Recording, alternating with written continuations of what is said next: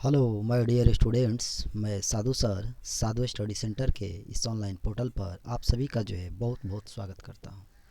तो dear friends, जैसे कि हम लोग पिछले क्लास में रासायनिक परिवर्तन के बारे में पढ़ा था, जिसमें हम लोगों ने भौतिक परिवर्तन और रासायनिक परिवर्तन को डिटेल समझा था।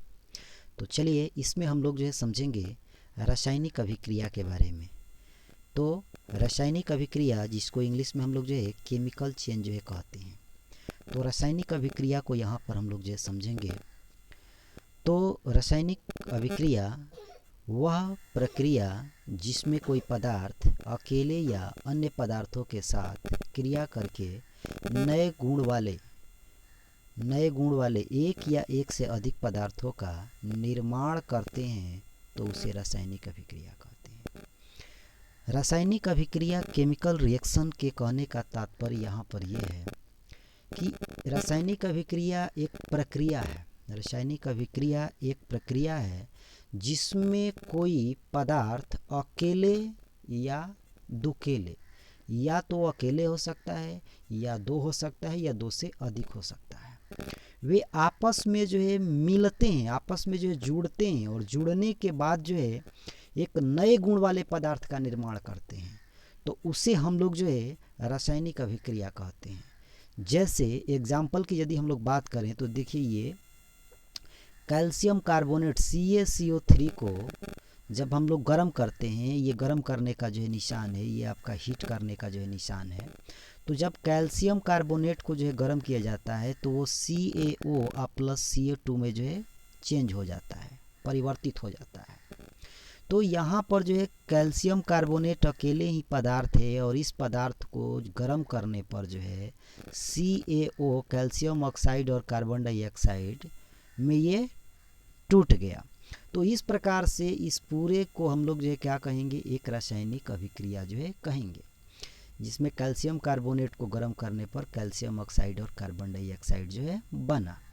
तो देखिए, कैल्शियम कार्बोनेट उसका गुण अलग होता है और CaO कैल्शियम ऑक्साइड और कार्बन डाइऑक्साइड इन दोनों का गुण अलग होता है। तो ये जो कैल्शियम कार्बोनेट है, कैल्शियम कार्बोनेट से ये जो बनने वाला दो पदार्थ है CaO और CO2, ये बिल्कुल कैल्शियम कार्बोनेट से अलग गुण रखने वाला पदार्थ है। इसी प्रकार हम दूसरे एग्जाम्पल की यहाँ पर बात करेंगे कि जब H2 और O2 का आपस में मिलाया जाता है, H2 और O2 को आपस में मिलाया जाता है, तो H2O बनता है, जल बनता है। तो इसमें हाइड्रोजन और ऑक्सीजन के संयोग से ये जल बना। हाइड्रोजन जो कि एक ज्वलनशील पदार्थ है, ऑक्सीजन जो कि जलने में मदद करता है, और यहाँ पर देखिए जल बना है जो कि आग को बुझाने में काम आता है। तो इस प्रकार आप देख रहे होंगे कि ये जो हाइड्रोजन है, ये जो ऑक्सीजन है, ये बिल्कुल अलग अलग गुण वाले पदार्थ हैं, और ये जो बना हुआ जो जल है, ये इन दोनों से बिल्कुल अलग गुण वाला पदार्थ है। तो इस आधार पर हम कहेंगे कि जब कोई अकेला पदार्थ या अन्य पदार्थों के साथ क्रिया करके एक नए गुण वाला पदार्थ का निर्माण जब करता है, तो उस प्रक्रिया को हम लोग रासायनिक अभिक्रिया कहते हैं। चलिए और एक एग्जाम्पल से हम समझते हैं यहाँ पर कि ये देखिए, ये कार्बन और ऑक्सीजन की यदि आपस में अभिक्रिया कराया जाए तो कार्बन डाइऑक्साइड बनता है। तो ये क्या है, एक प्रकार का रासायनिक अभिक्रिया जिसमें कार्बन और ऑक्सीजन भाग लिए और कार्बन डाइऑक्साइड हमें प्राप्त हुआ। इसी प्रकार आपका, इसी प्रकार से ये आपका H2 और Cl2, H2 हाइड्रोजन और Cl2, ये देखिए क्लोरीन है। हाइड्रोजन के अणु और क्लोरीन के अणु यहाँ पर आपस में मिले तो ये HCl बना। तो हाइड्रोजन को और क्लोरीन को जब सूर्य के प्रकाश के उपस्थिति में रखा जाता है तो ये हाइड्रोक्लोरिक अम्ल बनता है, हाइड्रोक्लोरिक अम्ल, जो कि जिसका फार्मूला HCl है। तो इस प्रकार से यहाँ पर दो पदार्थ मिले हैं, एक हाइड्रोजन मिला हुआ है और दूसरा क्लोरीन मिला हुआ है। तो इन दोनों को मिलने से हाइड्रोक्लोरिक अम्ल HCl का निर्माण हुआ। तो अब मैं उम्मीद करता हूँ कि रासायनिक अभिक्रिया जो है क्या होती है उसको आप अच्छी तरीक़ा से समझ चुके होंगे। चलिए अब आगे हम बात करेंगे जो है कि रासायनिक अभिक्रिया में जो पदार्थ भाग लेते हैं उसको हम लोग जो है अभिकारक कहते हैं। अभिकारक की हम लोग यहाँ पर बात करेंगे, जिसको इंग्लिश में जो है रिएक्टेंट कहा जाता है। तो रासायनिक अभिक्रिया में भाग लेने वाले पदार्थ को अभिकारक कहा जाता है। जैसे एग्जाम्पल की यदि बात किया जाए तो देखिए यहाँ पर CaCO3 कैल्शियम कार्बोनेट को गर्म करने पर CaO + CO2 जो है बना। तो यहाँ पर कैल्शियम कार्बोनेट जो है, ये कैल्शियम कार्बोनेट ये आपका जो अभिकारक है, रिएक्टेंट है। तो किसी भी रासायनिक अभिक्रिया में जो भाग लेने वाला पदार्थ होता है उसको हम लोग जो है अभिकारक कहते हैं। ठीक इसी प्रकार जो है यहाँ पर देखिए, ये आपका जो है हाइड्रोजन और क्लोरीन जो है सूर्य के प्रकाश के उपस्थिति में जो है ये HCl का निर्माण किए। तो यहाँ पर ये आपका जो है अभिकारक कहलाएगा। H2 और Cl2 ये क्या कहलाएगा? अभिकारक कहलाएगा। और ये जो HCl है ये आपका जो है ये प्रतिफल कहलाएगा। तो चलिए प्रतिफल का परिभाषा यहाँ पर हम लोग देख लेते हैं। प्रतिफल जिसको इंग्लिश में हम लोग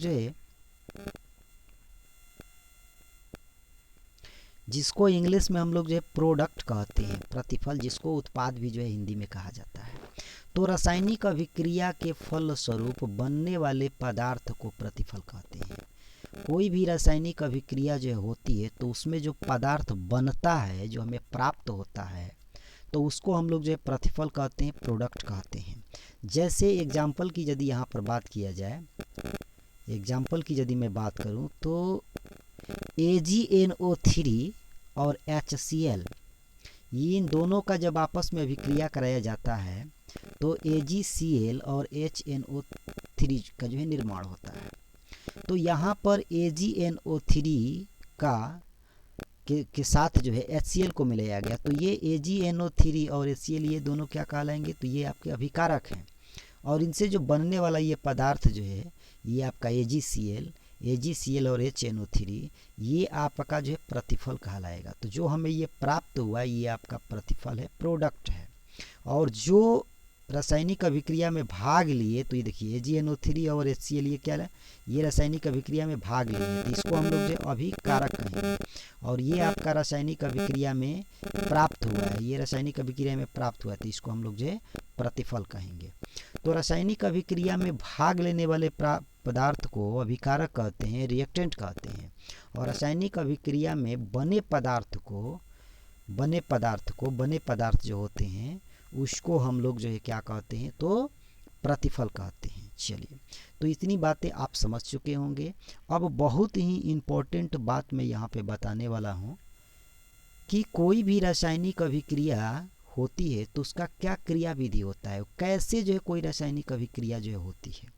रासायनिक अभिक्रिया में ऐसा जो है क्या होता जो है होगा, तो उसको यहाँ पर हम लोग जो है समझेंगे कि कोई भी रासायनिक अभिक्रिया कैसे जो है संपन्न होती है। तो देखिए, जब कोई रासायनिक अभिक्रिया संपन्न होती है तो उसमें अभिकारक के अणु टूटकर परमाणुओं में बदलते हैं और फिर वह परमाणु मिलकर प्रतिफल के अणु बनाते हैं तथा इन प्रक्रिया में अभिकारकों के अणुओं के बीच का बंधन टूटता है और रासायनिक अभिक्रिया के फलस्वरूप परमाणुओं के बीच नए बंधन बनता है जिससे प्रतिफल के अणुओं का निर्माण होता है। चलिए, मैं इसको जो है अपने ढंग से जो है आपको समझाता हूँ। चलिए फिर से, रासायनिक अभिक्रिया की क्रियाविधि। रासायनिक अभिक्रिया के क्रियाविधि का यहाँ पे तात्पर्य यह है कि जब कोई भी रासायनिक अभिक्रिया संपन्न होती है तो रासायनिक अभिक्रिया में भाग लेने वाले पदार्थ क्या होते हैं? अभिकारक होते हैं। तो अभिकारक के अणु जो होते हैं वो पहले टूटते हैं। अभिकारक के अणु क्या होते हैं? टूटते हैं। और वो टूटने के बाद जो है वो जो टूटते हैं तो वो परमाणुओं में टूटते हैं। चूँकि आप जानते हैं कि अणु जो है परमाणुओं में टूटता है और फिर से परमाणु जो है मिलकर अणु का निर्माण करते हैं।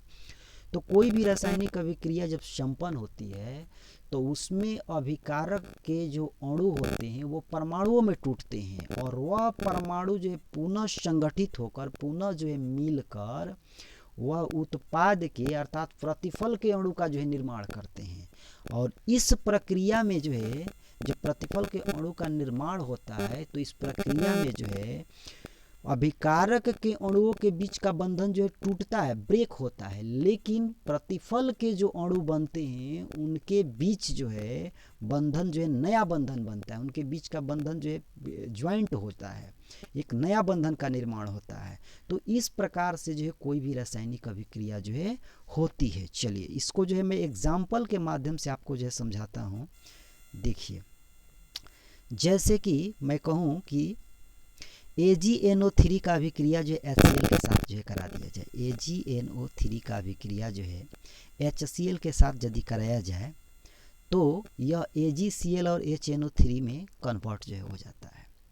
तो AgNO3 का अभिक्रिया जो है HCl से कराया गया, तो AgNO3 के जो अणु है और HCl के जो अणु है ये अभिकारक के अणु कहलाएंगे। ये क्या कहलाएंगे? अभिकारक के अणु। तो अभिकारक के अणु जो है टूटते हैं, किस में टूटते हैं? तो परमाणुओं में टूटते हैं। तो इन दोनों अभिकारक के अणु जो है वो टूटे, परमाणुओं में टूटे, और उनके परमाणु जो है पुनः संगठित होकर जो है वो उत्पाद के अणु का निर्माण करते हैं। तो देखिए यहाँ पर AgNO3 से जो है AgNO3 से जो है आपके जो है ये सिल्वर Ag जो है Ag के परमाणु क्या Ag के परमाणु जो है यहाँ से निकले, और HCl में से जो है ये क्लोरीन के परमाणु जो है निकले, और Ag और Cl के परमाणु जो है पुनः जो है मिलकर जो ये AgCl का निर्माण किए, AgCl अणु का जो है निर्माण किए, और फिर जो है ये NO3 जो है ये आपका NO3 और ये आपका हाइड्रोजन जो है ये पुनः संगठित होकर जो है यहाँ पर देखिए HNO3 का जो है निर्माण किए। तो इस प्रकार से जो है कि अभिकारक के जो अणु होते हैं वो परमाणुओं में टूटते हैं और पुनः संगठित होकर जो है वो उत्पाद के अणुओं का निर्माण करते हैं। तो इस प्रकार से कोई भी रासायनिक अभिक्रिया जो है संपन्न होती है। चलिए इसको और मैं डिटेल जो है समझाता हूँ। देखिए जैसे देखिए एक एग्जाम्पल है, ये दूल्हा परिवार है। ये देखिए आपका जो है ये देखिए यहाँ पर जो ये दूल्हा परिवार है, ये देखिए जो है दुल्हन परिवार है। तो दूल्हा परिवार से जो है दूल्हा परिवार से दूल्हा क्या होता है? दूल्हा जो है निकलता है, और दुल्हन परिवार से जो है वो दुल्हन निकलती है। और ये दोनों जो है देखिए दूल्हा परिवार से क्या हुआ? दूल्हा परिवार से आपका दूल्हा जो है निकला और दुल्हन परिवार से जो है दुल्हन जो है निकली, अर्थात दूल्हा परिवार का बंधन यहाँ से जो है टूटा। दूल्हा परिवार से बंधन जो है टूटा तो दूल्हा क्या हुआ? बाहर हो गया, और यहाँ दुल्हन परिवार से जो है बंधन टूटा तो दुल्हन जो है बाहर हो गई। लेकिन फिर जो है क्या हुआ कि ये दूल्हा और दुल्हन जो है फिर जो है मिल गए। दूल्हा और दुल्हन क्या हुए? फिर मिल गए। जो है दूल्हा और दुल्हन जो है दुल्हन दोनों मिल गए। तो ये दूल्हा और दुल्हन जो है दोनों जो है आपस में मिल गए। तो इस प्रकार से जो है क्या हुआ? फिर से वो बंधन जो टूटा, जो यहाँ से बंधन टूटा इस परिवार से जो बंधन टूटा, और फिर इस परिवार से जो बंधन टूटा, फिर से ये बंधन क्या हो गए? नए परमाणुओं से ये दूल्हा दुल्हन के माध्यम से क्या हो गए? अटैच हो गए, जुट गए। तो इसी प्रकार से जो है कोई भी रासायनिक अभिक्रिया का जो है क्रियाविधि होता है। तो चलिए मैं उम्मीद करता हूँ कि ये चीज़ आपको जो है समझ में आ गया होगा। सो इस वीडियो को इतने पे ही मैं स्टॉप करता हूँ। So thank you very much. Next video फिर मैं बहुत जल्द ही लाऊंगा। So thank you very much and all the best.